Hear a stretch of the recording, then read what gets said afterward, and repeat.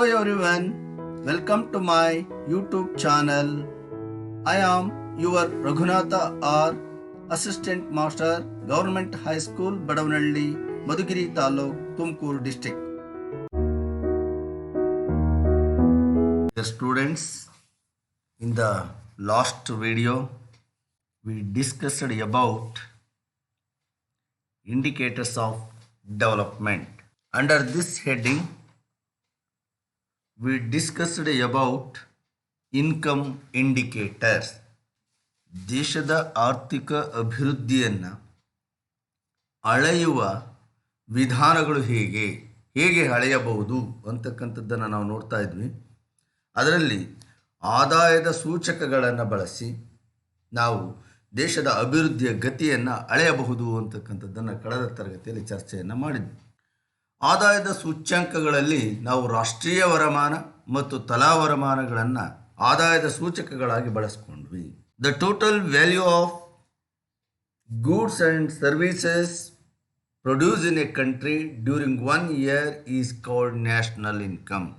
Higher the national income, higher is the economic development. Lower the national income, lower is the economic development ಅಂತ ನಾವು ಕಳೆದ ತರಗತಿಯಲ್ಲಿ ಓದಿದ್ದೀವಿ, ಚರ್ಚೆಯನ್ನು ಮಾಡಿದ್ವಿ. ಆದರೆ ಅದೇ ರೀತಿ ಪರ್ ಕ್ಯಾಪಿಟಾ ಇನ್ಕಮನ್ನು ಹೇಗೆ ಪಡಿಬಹುದು, ಪರ್ ಕ್ಯಾಪಿಟಾ ಇನ್ಕಮ್ ಅಂದರೆ ಏನು ಅಂತ ನೋಡಿದ್ವಿ. It is the average income of the individual of the country. ದೇಶದ ಪ್ರತಿಯೊಬ್ಬ ಪ್ರಜೆಯ ಒಂದು ಸರಾಸರಿ ಆದಾಯ. How do we get per capita income? Per capita income is calculated as national income divided by the total population of the country ಅಂತ ಬಗ್ಗೆ ಚರ್ಚೆಯನ್ನು ಮಾಡಿದ್ವಿ. ಆದರೆ ಏನಾಯಿತು ಅಂತಾರೆ, ಈ ಒಂದು ರಾಷ್ಟ್ರೀಯ ವರಮಾನ ಆಗಲಿ ತಲಾ ವರಮಾನ ಆಗಲಿ ದೇಶದ ಅಭಿವೃದ್ಧಿಯ ನೈಜವಾಗಿರ್ತಕ್ಕಂಥ ಒಂದು ಚಿತ್ರಣವನ್ನು ನಮಗೆ ಕೊಡೋದಿಲ್ಲ. ಯಾಕಂತಂದರೆ if the population expand along with the increase in national income, ರಾಷ್ಟ್ರೀಯ ವರಮಾನದಲ್ಲಿ ಹೆಚ್ಚಾದಂತೆ, ರಾಷ್ಟ್ರೀಯ ವರಮಾನದಲ್ಲಿ ಏರಿಕೆಯಾದಂತೆ ಆ ದೇಶದ ಜನಸಂಖ್ಯೆಯ ಪ್ರಮಾಣದಲ್ಲೂ ಏರಿಕೆಯಾದಾಗ ನಿಜವಾಗಿಯೂ ದೇಶದ ಅಭಿವೃದ್ಧಿಯನ್ನು ಸಾಧಿಸೋಕೆ ಆಗಲ್ಲ. ಹಾಗಾಗಿ it cannot give clear picture of economic development. ಅದು ರಾಷ್ಟ್ರೀಯ ಅಭಿವೃದ್ಧಿ ಅಥವಾ ದೇಶದ ಆರ್ಥಿಕ ಅಭಿವೃದ್ಧಿಯ ಒಂದು ಸ್ಪಷ್ಟವಾಗಿರ್ತಕ್ಕಂಥ ಚಿತ್ರಣವನ್ನು ನಮಗೆ ಕೊಡೋದಿಲ್ಲ. It is not appropriate measure. Next, per capita income, it does not consider the distribution of income among people as well as the availability of basic communities ಅಂತ. ಇಲ್ಲಿ ತಲಾವರಮಾನವೂ ಸಹ ದೇಶದ ಜನರ ಮಧ್ಯೆ ಆದಾಯದ ಹಂಚಿಕೆ ಯಾವ ರೀತಿ ಆಗಿದೆ ಮತ್ತು ಜನಕ್ಕೆ ಬೇಕಾಗಿರ್ತಕ್ಕಂಥ ಬೇಸಿಕ್ ಕಮ್ಯುನಿಟೀಸ್ ಮೂಲಭೂತ ಸೌಕರ್ಯಗಳು ಸಿಕ್ಕಿದಾವ ಅಂತಕ್ಕಂಥದ್ದನ್ನು ನಮಗೆ ಸರಿಯಾಗಿ ತೋರಿಸ್ಕೊಡೋದಿಲ್ಲ. ಹಾಗಾಗಿ the economist attempts are advocated to extend the income measure by including other parameters of development. They advocated other parameters to measure the economic developments. These indicators are called alternative indicators. These parameters are called as alternative indicators. ಹಾಗಾಗಿ ಈ ಒಂದು ತಲಾ ವರಮಾನ ಆಗಿರ್ಬೋದು, ರಾಷ್ಟ್ರೀಯ ವರಮಾನಗಳಾಗಿರ್ಬೋದು, ರಾಷ್ಟ್ರೀಯ ಅಭಿವೃದ್ಧಿಯ ಗತಿಯನ್ನು ಅಥವಾ ರಾಷ್ಟ್ರೀಯ ಆರ್ಥಿಕ ಅಭಿವೃದ್ಧಿಯ ಗತಿಯನ್ನು ಸರಿಯಾಗಿ ಸ್ಪಷ್ಟವಾಗಿ ನಿರ್ಧರಿಸಲಿಕ್ಕೆ ಸಾಧ್ಯ ಆಗ್ತಾ ಇಲ್ಲ ಅಂತಕ್ಕಂಥದ್ದು ಗೊತ್ತಾದಾಗ ಅರ್ಥಶಾಸ್ತ್ರಜ್ಞರು ಬೇರೆ ಇತರೆ ಮಾಪಕಗಳನ್ನು ಬಳಸಲಿಕ್ಕೆ ಶುರು ಮಾಡಿರು. ಅವುಗಳನ್ನೇ ನಾವು ಆಲ್ಟರ್ನೇಟಿವ್ ಇಂಡಿಕೇಟರ್ಸ್ ಅಂತ ಕರಿತೀವಿ. ಆದರೆ ಆಲ್ಟರ್ನೇಟಿವ್ ಇಂಡಿಕೇಟರ್ಸಲ್ಲಿ ಬಹಳ ಪ್ರಮುಖವಾಗಿರ್ತಕ್ಕಂಥದ್ದು ಯಾವುದಪ್ಪ ಅಂದರೆ ಹ್ಯೂಮನ್ ಡೆವಲಪ್ಮೆಂಟ್ ಇಂಡಿಕೇಟರ್ಸ್, ಮಾನವ ಅಭಿವೃದ್ಧಿ ಸೂಚಕಗಳು. So what is meant by human development? What is meant by human development? The primary purpose of economic development ಅಂತ ನಾವು ನೋಡಿದಾಗ enhancement of human welfare. Enhancement of human welfare, ಮಾನವ ಕಲ್ಯಾಣದ ಅಭಿವೃದ್ಧಿ ಅಂತ. ಮಾನವ ಕಲ್ಯಾಣದ ಅಭಿವೃದ್ಧಿಯನ್ನು ಸಾಧಿಸ್ತಕ್ಕಂಥದ್ದೇ ಆರ್ಥಿಕ ಅಭಿವೃದ್ಧಿಯ ಮುಖ್ಯ ಗುರಿ ಅಥವಾ ಪ್ರಾಥಮಿಕ ಗುರಿ. ಎಕನಾಮಿಕ್ ಡೆವಲಪ್ಮೆಂಟ್ ಆಗಿದೆ ಅಂದರೆ ಅಲ್ಲಿ ಮಾನವನ ಕಲ್ಯಾಣ ಆಗಿರಬೇಕು ಅಂತ. ಹಾಗಾದರೆ ಹ್ಯೂಮನ್ ವೆಲ್ಫೇರ್ ಅಂತಂದರೆ ಏನಪ್ಪ ಅಂತಂದರೆ, ಅಥವಾ ಎಕನಾಮಿಕ್ ಡೆವಲಪ್ಮೆಂಟ್ ಆದಾಗ ಏನಾಗಿರ್ಬೇಕಪ್ಪ ಅಂದರೆ, it should help people to enjoy a decent quality of life ಅಂತಾರೆ. A decent quality of life. ಆರ್ಥಿಕ ಅಭಿವೃದ್ಧಿ ಆದಾಗ ಅಲ್ಲಿ ದೇಶದ ಜನ ಒಂದು ಡೀಸೆಂಟ್ ಆಗಿರ್ತಕ್ಕಂಥ, ಒಂದು ಸ್ಟ್ಯಾಂಡರ್ಡ್ ಆಗಿರ್ತಕ್ಕಂಥ ಬದುಕನ್ನು ಬದುಕಲಿಕ್ಕೆ ಅವಕಾಶವನ್ನು ಅದು ಮಾಡಿಕೊಡ್ಬೇಕು. Ensure adequate basic minimum amenities ಅಂತಾರೆ. Ensure adequate basic minimum amenities. ಬಹುಶಃ ಜನ ಬದುಕಲಿಕ್ಕೆ ಅತ್ಯಗತ್ಯವಾಗಿರ್ತಕ್ಕಂಥ ಮೂಲಭೂತ ಸೌಲಭ್ಯಗಳನ್ನು ದೊರಕಿಸಿಕೊಡಬೇಕು. ಯಾವ್ಯಾವು?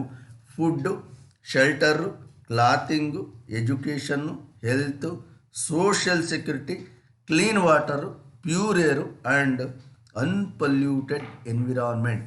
These are the basic amenities for the people. Standard or decent quality of life. ಇಷ್ಟು ಅವಶ್ಯಕವಾಗಿ ಬೇಕೇ ಬೇಕು.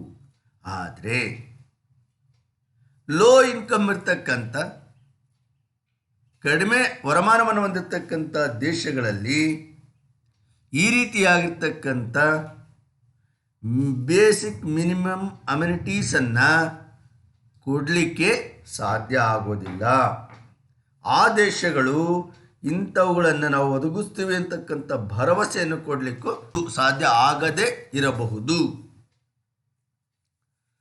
ಸೊ ಇಲ್ಲಿ ul Haq, a Pakistani economist, he says that most important requirement to enjoy a decent standard of living or, ಇವ್ರ ಪ್ರಕಾರ ಒಬ್ಬ ಮನುಷ್ಯ ಅಥವಾ ದೇಶದಲ್ಲಿರ್ತಕ್ಕಂಥ ಜನ ಗುಣಮಟ್ಟದ ಜೀವನವನ್ನು ನಡೆಸಬೇಕಂತಂದರೆ ಮುಖ್ಯವಾಗಿರ್ತಕ್ಕಂಥ ಅವಶ್ಯಕತೆಗಳು ಯಾವ್ಯಾವು, ರಿಕ್ವೈರ್ಮೆಂಟ್ಸ್ ಯಾವ್ಯಾವು ಅಂತಂದರೆ, ability to lead a healthy and long life. ಅವರಿಗೆ ದೀರ್ಘಕಾಲೀನ ಆರೋಗ್ಯ ಹಾಗೂ ಒಂದು ದೀರ್ಘವಾಗಿರ್ತಕ್ಕಂಥ ಬದುಕ್ತಕ್ಕಂಥ ಜೀವಿತಾವಧಿ, ಅಂದರೆ ಅವನ ಆಯಸ್ಸು ಚೆನ್ನಾಗಿರಬೇಕು. ದೀರ್ಘವಾಗಿರ್ತಕ್ಕಂಥ ಆರೋಗ್ಯ ಮತ್ತು ಆಯಸ್ಸು ಇವುಗಳನ್ನು ಹೊಂದತಕ್ಕಂಥ ಸಾಮರ್ಥ್ಯ ಅವನಿಗಿರಬೇಕು. ಎರಡನೇದು ಬೀಯಿಂಗ್ ಲಿಟ್ರೇಟ್, ಅಲ್ಲಿರ್ತಕ್ಕಂಥ ಜನ ಅಕ್ಷರಸ್ಥರಾಗಬೇಕು. So he called, Mahbubul Haq called this as human development. ಇದನ್ನೇ ಅವರು ಮಾನವ ಅಭಿವೃದ್ಧಿ ಅಂತ ಹೇಳಿದರು. According to Mahbubul Haq, the most important requirements to enjoy a decent standard of living are ability to lead healthy and long life, being literate, having income to purchase the minimum amenities. This is human development. ಇದು ನಾವು ಮಾನವ ಅಭಿವೃದ್ಧಿ ಅಂತ ಹೇಳ್ಬಿಟ್ಟು ಕರಿಬಹುದು ಅಂತ ಅವರು ಹೇಳಿದರು. ಈಗ ಮೆಹಬೂಬುಲ್ ಹಕ್, ಎ ಪಾಕಿಸ್ತಾನಿ ಎಕಾನಮಿಸ್ಟ್, ಈ inspired by Amartya Sen. Amartya Sen Indian economist. A Indian economist. he was the winner of Nobel Award. Amartya Sen says expansion of the core capabilities like health, education and purchasing power is called as human development. Amartya Sen ಅವರು ಹೇಳ್ತಾರೆ, the core capabilities, ಮುಖ್ಯವಾಗಿರ್ತಕ್ಕಂಥ ಸಾಮರ್ಥ್ಯಗಳು ಯಾವ್ಯಾವು?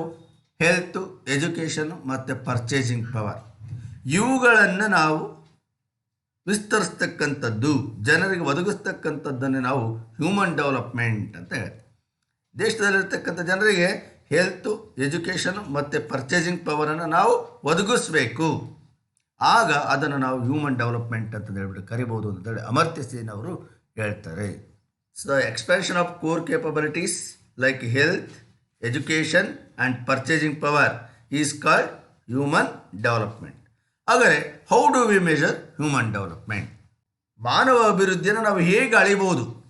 ಈಗ ಮಾನವ ಅಭಿವೃದ್ಧಿ ಅಂತಾರೆ ಅವನಲ್ಲಿರ್ತಕ್ಕಂಥ ಶಿಕ್ಷಣ, ಆರೋಗ್ಯ ಮತ್ತು ಕೊಳ್ಳುವ ಶಕ್ತಿ, ಇವುಗಳು ಇದ್ದರೆ ನಾವು ಅದನ್ನು ಮಾನವ ಅಭಿವೃದ್ಧಿ ಅಂತ ಹೇಳ್ಬಿಟ್ಟು ಕರಿಬಹುದು ಅಂತ. ಸೊ ಮಾನವ ಅಭಿವೃದ್ಧಿಯನ್ನು ನಾವು ಹೇಗೆ ಅಳಿಬಹುದು ಅಂತ ನೋಡೋದಾದರೆ, the United Nations development programme UNDP, United Nations Development Program, has used capabilities of people to construct an index. To measure the capabilities of people, the UNDP find an index known as Human Development Index. ಒಂದು ಹೊಸ ಮಾಪಕವನ್ನು ಕಂಡುಹಿಡಿತು, ಅದೇ human development index, ಮಾನವ ಅಭಿವೃದ್ಧಿ ಸೂಚ್ಯಾಂಕ. It is developed by UNDP. ಇದನ್ನು ಅಭಿವೃದ್ಧಿಪಡಿಸಿದವರು UNDP, the United Nations development Programme, ವಿಶ್ವಸಂಸ್ಥೆಯ ಅಭಿವೃದ್ಧಿ ಕಾರ್ಯಕ್ರಮ ಅಂತಕ್ಕಂಥ ಒಂದು ಸಂಸ್ಥೆ ಇದನ್ನು ಡೆವಲಪ್ ಮಾಡಿದೆ. How do we derive the composite HDI? ನಾವು HDI ಅನ್ನು ಹೇಗೆ ಪಡಿಬಹುದು, ಹ್ಯೂಮನ್ ಡೆವಲಪ್ಮೆಂಟ್ ಇಂಡೆಕ್ಸನ್ನು ನಾವು ಹೇಗೆ ಪಡಿಬಹುದು ಅಂತಂದರೆ, the core capabilities of countries population. The core capabilities of countries population are defined. ಮೊದಲು ದೇಶದ ಜನರ ಕೋರ್ ಕೇಪಬಿಲಿಟೀಸ್ ಯಾವ್ಯಾವ, ಸಾಮರ್ಥ್ಯಗಳು ಯಾವ್ಯಾವನ್ನು ನಾವು ಅಳಿಬೇಕು ಅನ್ನೋದನ್ನು ಫಸ್ಟ್ ಅದನ್ನು ನಾವು ನಿರ್ಧರಿಸಬೇಕು.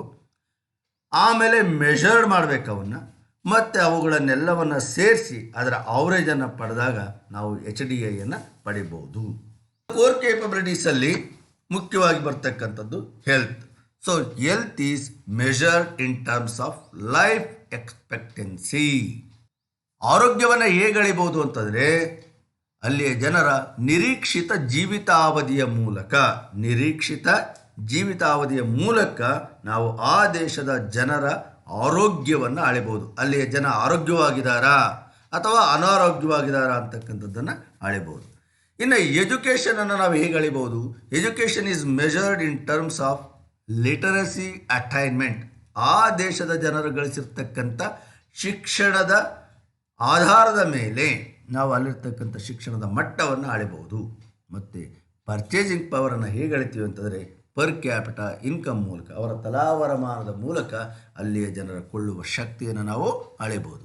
ಸೊ ಈಗ what is meant by life expectancy? ನಿರೀಕ್ಷಿತ ಜೀವಿತಾವಧಿ ಅಂದರೆ ಏನು ಅಂತಂದರೆ, the age till which the people of a country can expect to survive is called life expectancy. ಒಂದು ದೇಶದಲ್ಲಿರ್ತಕ್ಕಂಥ ಜನ ಬದುಕಬಹುದಾಗಿರ್ತಕ್ಕಂಥ ನಿರೀಕ್ಷಿತ ವರ್ಷಗಳನ್ನು, ಜೀವಿತ ವರ್ಷಗಳನ್ನು ನಾವು ನಿರೀಕ್ಷಿತ ಜೀವಿತಾವಧಿ ಅಂತಂದು ಹೇಳ್ಬಿಟ್ಟು ಕರಿಬಹುದು. ಹಾಗಾದರೆ ಒಂದು ದೇಶದಲ್ಲಿರ್ತಕ್ಕಂಥ ಜನ ಭಾಳ ದೀರ್ಘಕಾಲೀನ ಬದುಕನ್ನು ಬದುಕಬೇಕು, ಅವರ ಜೀವಿತಾವಧಿ ತುಂಬ ಜಾಸ್ತಿ ಇರಬೇಕು, ದೀರ್ಘಕಾಲ ಬದುಕಬೇಕಂತಂದರೆ ಯಾವ್ಯಾವ ಅಂಶಗಳು ಅದರ ಮೇಲೆ ಪ್ರಭಾವವನ್ನು ಬೀರ್ತವೆ ಅಂತಂದರೆ, ಅವೈಲಬಿಲಿಟಿ ಆಫ್ ನ್ಯೂಟ್ರಿಷಿಯಸ್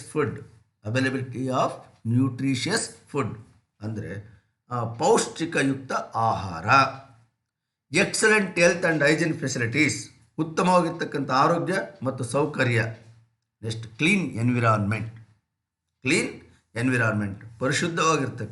ಶುದ್ಧವಾಗಿರ್ತಕ್ಕಂಥ ಪರಿಸರ. ಇಷ್ಟು ಅಂಶಗಳು ಈ ಒಂದು ಮಾನವನ ಆಯಸ್ಸಿನ ಮೇಲೆ ಪ್ರಭಾವವನ್ನು ಬೀರ್ತವೆ ಅಥವಾ ಬದುಕಿನ ಮೇಲೆ ಪ್ರಭಾವವನ್ನು ಬೀರ್ತವೆ. How do we measure the educational achievements? ಈಗ ನಿರೀಕ್ಷಿತ ಜೀವಿತಾವಧಿಯನ್ನು ಹೇಗೆ ಅಳಿಬೋದು ಅಂತಕ್ಕಂಥದ್ದನ್ನು ನೋಡಿದ್ವಿ. ಸೊ ಮನುಷ್ಯ ದೀರ್ಘಕಾಲ ಬದುಕಬೇಕಂತಾರೆ ಏನೆಲ್ಲ ಅಂಶಗಳು ಬೇಕು ಅಂತ ನೋಡಿದ್ವಿ. ಅದೇ ರೀತಿ how do we measure the educational achievements? ಈಗ ಶಿಕ್ಷಣದ ಮಟ್ಟವನ್ನು ಅಥವಾ ಶಿಕ್ಷಣವನ್ನು ಹೇಗೆ ಅಳಿಬೋದು, ಶೈಕ್ಷಣಿಕ ಸಾಧನೆಯನ್ನು ಹೇಗೆ ಅಳಿಬೋದು ಅಂತ ನಾವು ನೋಡೋದಾದರೆ, the average period of schooling completed by individuals about 25 years ಅಂತ. 25 ವರ್ಷ ಮೇಲ್ಪಟ್ಟ ಪ್ರತಿಯೊಬ್ಬರು ಪೂರ್ಣಗೊಳಿಸಿರ್ತಕ್ಕಂಥ ಸರಾಸರಿ ಶಾಲಾ ಶಿಕ್ಷಣದ ವರ್ಷಗಳು ಅಂತ. ಈಗ ದೇಶದಲ್ಲಿರ್ತಕ್ಕಂಥ ಪ್ರತಿಯೊಬ್ಬರು 25 ವರ್ಷದ ಮೇಲಿರ್ತಕ್ಕಂಥ ಎಲ್ಲರೂ ಜನ ಪೂರ್ಣಗೊಳಿಸಿರ್ತಕ್ಕಂಥ ಶಾಲಾ ಶಿಕ್ಷಣದ ವರ್ಷಗಳು ಎಷ್ಟಿದೆ ಅಂತ ನೋಡೋಣ. ಇನ್ನು expected of school education that the children of 5 years might receive in their lifetime. ಈಗ 5 ವರ್ಷದ ಮಕ್ಕಳು ತಮ್ಮ ಜೀವಿತಾವಧಿಯಲ್ಲಿ ಗಳಿಸಬಹುದಾದಂಥ ಶಾಲಾ ಶಿಕ್ಷಣದ ವರ್ಷಗಳು, ಈ ಎರಡನ್ನ ಸೇರಿಸಿ ಅವರೇಜ್ ಮಾಡಿದಾಗ ಬರ್ತಕ್ಕಂಥದ್ದೇ ಎಜುಕೇಷನ್ ಅಚೀವ್ಮೆಂಟ್ಸ್, ಅಂದರೆ ಶೈಕ್ಷಣಿಕ ಸಾಧನೆ. ಇನ್ನು how do V measure the standard of living of people, ಜನರ ಜೀವಿತ ಮಟ್ಟವನ್ನು ನಾವು ಹೇಗೆ ಅಳಿಬಹುದು, ದ ಸ್ಟ್ಯಾಂಡರ್ಡ್ ಆಫ್ ಲಿವಿಂಗ್, ಜೀವನ ಮಟ್ಟವನ್ನು ಹೇಗೆ ಅಳಿಬಹುದು ಅಂತ ನಾವು ನೋಡಿದರೆ, the standard of living of people measure with the help of per capita income. ಅವರ ಒಂದು ಪರ್ ಕ್ಯಾಪಿಟ ಇನ್ಕಮ್ ಅಂದರೆ ತಲಾವರಮಾನದ ಆಧಾರದ ಮೇಲೆ ಅವರ ಒಂದು ಜೀವನ ಮಟ್ಟವನ್ನು ನಾವು ಅಳಿಬಹುದು. ಸೊ ಈಗ ಟೋಟಲ್ ಆಗಿ what is HDI, human development index ಅಂದರೆ ಏನಂತಂದರೆ the average of the indicators like health, education and purchasing power. Health, education ಮತ್ತು purchasing power is called HDI. ಈ 3 ಸೂಚ್ಯಾಂಕಗಳ ಸರಾಸರಿಯನ್ನೇ ನಾವು ಹ್ಯೂಮನ್ ಡೆವಲಪ್ಮೆಂಟ್ ಇಂಡೆಕ್ಸ್ ಅಂತಂದು ಹೇಳ್ಬಿಟ್ಟು ಕರಿತೀವಿ. Dear students, do you know in 2014 India's HDI was calculated at 0.586, ranked at 135 out of 187 countries. 2014ರಲ್ಲಿ ಭಾರತದ HDI ಎಷ್ಟಿತ್ತಪ್ಪ ಅಂತಾರೆ, ಬರೀ 0.586. ಆಗ ಭಾರತದ ಒಂದು ಸ್ಥಾನ 187 ದೇಶಗಳಲ್ಲಿ 135ನೇ ಸ್ಥಾನದಲ್ಲಿ ಇತ್ತು. Compare to other countries HDI of India is low. Compare to other countries HDI of India is low because ಮಾನವ ಅಭಿವೃದ್ಧಿ ಸೂಚ್ಯಾಂಕದಲ್ಲಿ ಭಾರತದ ಸ್ಥಾನ ಬೇರೆ ದೇಶಗಳಿಗೆ ಹೋಲಿಕೆ ಮಾಡಿದ ಭಾಳ ಕಡಿಮೆ ಇದೆ. ಇದಕ್ಕೆ ಕಾರಣ ಅಷ್ಟೇ, poverty and unemployment, low per capita income, lack of basic communities, economic inequality, backwardness of agriculture. ಈ ಎಲ್ಲ ಕಾರಣಗಳಿಂದ ಭಾರತದಲ್ಲಿ ಈ ಒಂದು ಮಾನವ ಅಭಿವೃದ್ಧಿ ಸೂಚ್ಯಾಂಕ ಕಡಿಮೆ ಇದೆ. ಬಡತನ ಮತ್ತು ನಿರುದ್ಯೋಗ, ಕಡಿಮೆ ಪರ್ ಕ್ಯಾಪಿಟಾ ಇನ್ಕಮ್ ತಲಾವರಮಾನ, ಮತ್ತು ಮೂಲಭೂತ ಸೌಕರ್ಯಗಳ ಕೊರತೆ, ಮತ್ತು ಆರ್ಥಿಕ ಅಸಮಾನತೆ, ಹಾಗೂ ಒಂದು ಕೃಷಿಯ ಹಿಂದುಳಿದಿರುವಿಕೆ, ಈ ಎಲ್ಲ ಅಂಶಗಳು ಈ ಒಂದು ಹ್ಯೂಮನ್ ಡೆವಲಪ್ಮೆಂಟ್ ಇಂಡಿಕೇಟರ್ ಅಥವಾ ಮಾನವ ಅಭಿವೃದ್ಧಿ ಸೂಚ್ಯಾಂಕದಲ್ಲಿ ಭಾರತ ಹಿಂದುಳಿಯಲಿಕ್ಕೆ ಸಾಧ್ಯ ಆಗಿದೆ.